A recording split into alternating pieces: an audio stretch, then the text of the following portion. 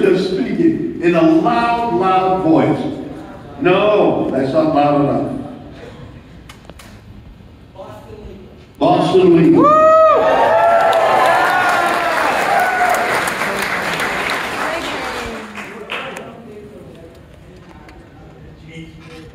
You don't think there was any actor other than James Taylor? Spader, James Spader. Well, that we worked as long. Well, that's true. I love James Spader.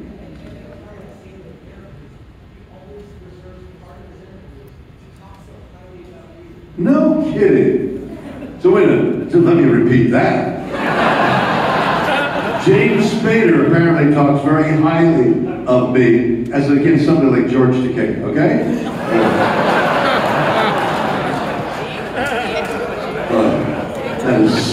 That's such an ugly part. Oh, I hate that.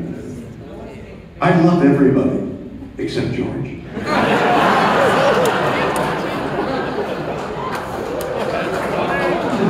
Go ahead. Wait a minute, louder. My question to you is, what was it like to work with James Spader and people then? What?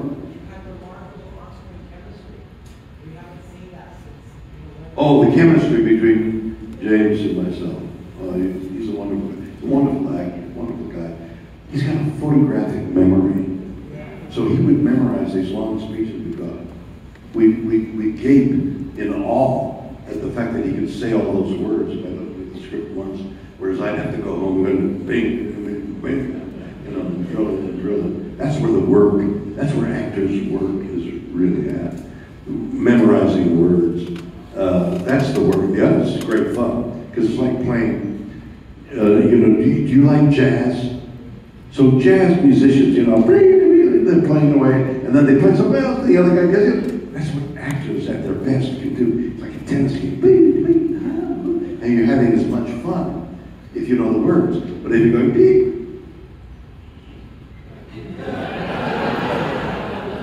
One time I did that. I dried on stage. It's called drying. I dried it.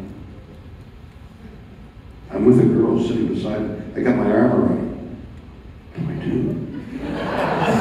So I got up, went out the front door, went over to the stage manager. I said, what do I do?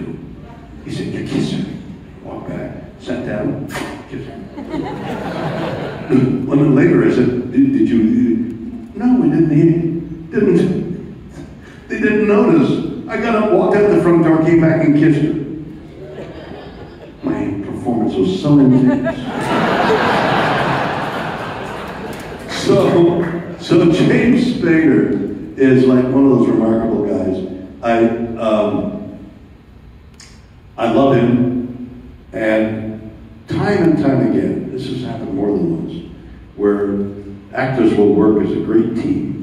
It's a family. You meet every day for 12 hours a day, 5 days a week. So how's the kid? Did you go to the bathroom? What color was it? You get so intimate with people that you see every day, and so we like best of friends, and then the show breaks up. Cancel! Oh God, I'm never going to. You know what? We'll have lunch next week, okay? And Jim says, yeah, we'll have lunch.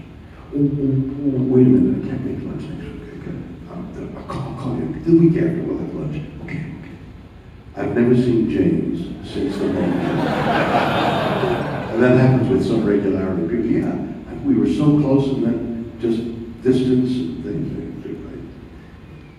My best moment with James was one night. I suddenly felt this intense pain. Scream! Oh! And I fell over the desk, oh! And our lady, a beautiful lady, the beautiful girl lady, Candice Bergen, thank you so much.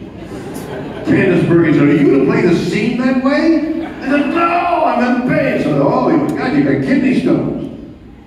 So they rushed me to the hospital and give me some pain. No, you have to pass them. No, give me some pain pills. No, you got to pass the thing first. So, anyway, I passed it, okay? And I go and return back. Everything's okay, it's all right. I got a telephone call like the next day because it was in the papers. They took me into this gambling site that by law can't advertise buys things like that cheese sandwich that had the face of Christ on it. Okay, that's how they, or they get boxers and they paint the name of their gambling site on the boxer's chest. So with me, they called. They said, "We'd like to buy your kidney stone."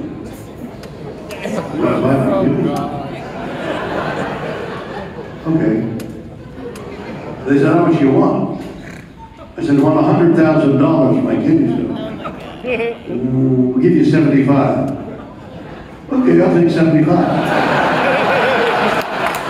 Then I went to the doctor. This is a day or two later. You got my kidney stone? I said, "No, we threw it out." I said, do you have a kidney stone around? He gave me a kidney stone. $75,000 in cash. James Spader and cash raised 25. We got $100,000, and we gave it to Habitat for Humanity. And there's a family living in a house in New Orleans on my kidney stone.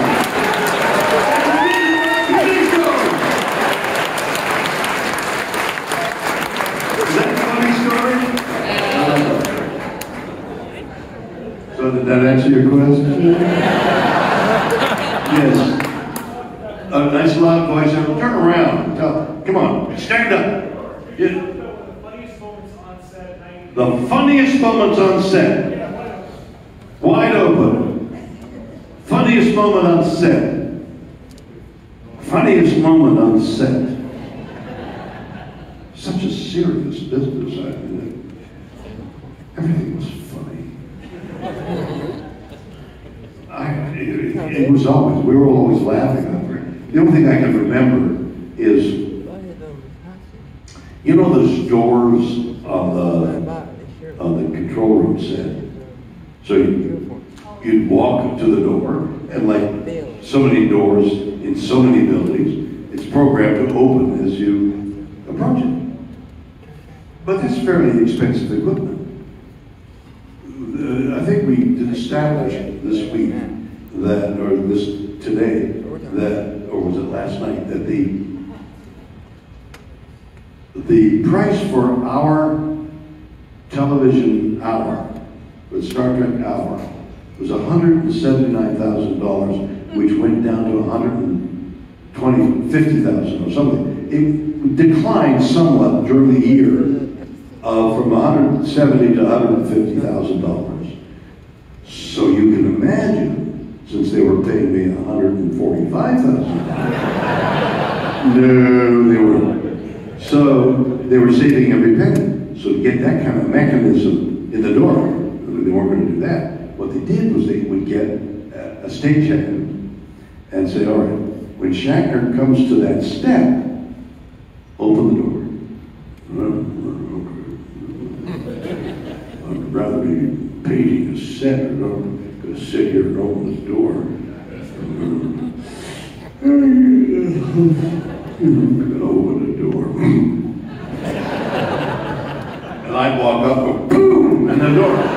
What the hell here? That was, got a lot of laughs except from me. The guy behind the door, you could hear him for an hour. But playing with people, I mean, Leonard and DeForest and all the people except George were so cool and neat and fun. We were great compadres, and Leonard especially became my brother. The years that passed, I wrote a book about him called Leonard, and he was just my best friend, my brother, and so we mourned him when he died. Not many laughs there. Another question? Yes.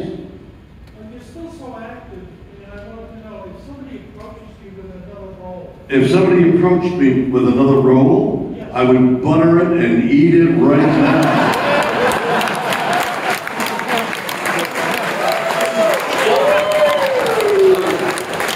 Especially if it was a monkey bread that is sold there, boy. Well, what criteria? For you to accept it other than... What criteria would I use to accept it? Yes. How much?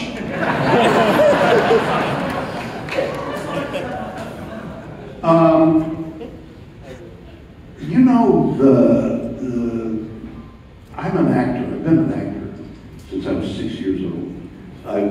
We had somebody in the audience of these tours that we're giving. Somebody in the audience owned the fast food thing called Mint Julep, which was the Canadian version of Mint Julius. What is it? Orange Julius. So that was Orange Julep. You know, the guy stole the name. So I was a teenager, and I thought, I gotta get some money, right? So I volunteered to work, bring orders from the inside to People Park. What is that called? The Parkside Park. So on my first day, I've got this big drink of the Orange Julep, which is a big drink of the Orange Julius. It's made, it's gooey, it's orange, it's honey, egg, I think, and I approached the thing, and I stumbled and poured the mint julep all over the driver's head and lap. The son of a bitch fired me. And that was the last job I've ever had other than being an actor. So I've never done anything else, writing, directing, producing, speaking in front of an audience. So it would have to be pretty good to go back to doing that now. It's a lot of trouble. You have to travel. I tour a lot in the United States. I'm doing a couple of shows, 3 or 4 things that I'm doing that I might appear in Burlington or something like that. I think I did appear in Burlington. And so the whole thing is touring and getting to this. A long time ago, I said, I've got a tour. I've never toured. It's something in show business I've never done. All these jazz musicians going, you know. I sat beside Joe, what's Joe's last name of the Wings? Joe what? Joe. Jerry. See, I know you, Jerry. I know you, Jerry. I know you. Joe Walsh was the name. Jerry. What's your last name? Murray. Jerry Murray? Jerry Murray. But Jerry Murray has a euphemism to it, right? It's starring Jerry Murray in Jam. Jerry Murray and Jam. Just for you.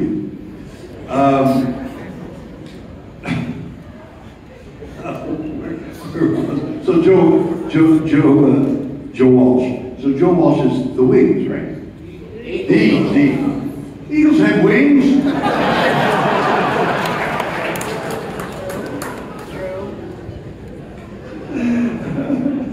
I was telling somebody about a free commercial, what do they call it when you do a charity announcement? A public announcement, a public service, a PSA, public service announcement. So the guy says, hold your hand up there, and this is a public service announcement for eagles. So they put a tame eagle on the gauntlet on my arm, and the guy says, don't lower your arm. Do not lower your arm. Don't lower my arm, but don't lower your arm. So this 10-pound eagle is there with this beak, like he's looking at me. And then his talons are 3 inches long. I'm like, oh, And the camera's there, and I'm reading the copy. Okay. All right, action. Ladies and gentlemen, the American bald eagle is in dire straits. Okay? And I don't want to go like this because I'm appealing the American bald eagle is in trouble. So I don't want to go like that. So I kind of like ignore. Now I'm feeling climbing my to reach the highest point. So I'm like this, and I give up reading. I pause a moment and I look, and as I look, his 3-inch talon is disappearing into my skin. And I said, "Save the American eagle! Fuck that! Save me!"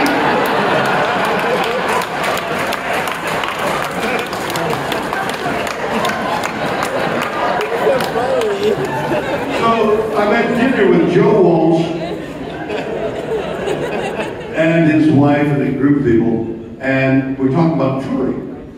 And I said to Joe, "Well, you know, I've learned what touring is. Touring for everybody is getting to the venue. Like you get to the town here, and then you got to get to Albany. So you fly to Albany, or you drive to Albany. You got to get there in 5 hours. You get there in 5 hours at night. You got to go to sleep. You go to sleep. You wake up. You do the show. And you're on tour. Bad beds, bad conditions, snowing, raining, everything." I said, "And you've been doing it a long time. What's touring like for you?" He said, "Well, we have 17 trucks. And we go to New York, and we stay a month or two. I fly in on the private plane. We do some performance. I fly back at home. Brad Paisley is a friend of mine. He has a private plane. He flies to a venue, and when the show's over, he flies back home. He sleeps in his own bed, no matter where he is in the United States. I'm sleeping in some cheap hotel with a mattress that goes like that, with a high pillow, and I get up every morning and go, oh God, my back, my shoulders, my legs. Hi, everybody that night. And I'm back at home. And that's touring. So that's what I'm doing, a lot of touring from city to city. All right, there's a flashlight going back and forth. I got you, baby, in red. But you're going to have to be loud.